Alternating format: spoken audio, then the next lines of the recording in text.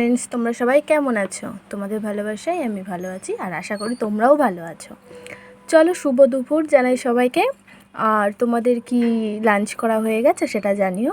চলো দেখা যাক আজকে আমার রান্নাঘরে কি কি রান্না হয়েছে। চলো সেটা তোমাদের সাথে শেয়ার করছি।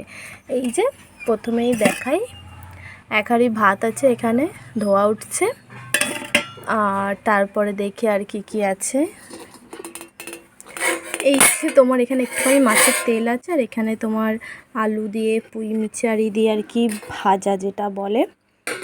আর দেখে এখানে কী আছে, এই যে এখানে আছে মটরশুঁটি দিয়ে বাঁধাকপির তরকারি। তো এইগুলো আপাতত ঢেকে রাখি।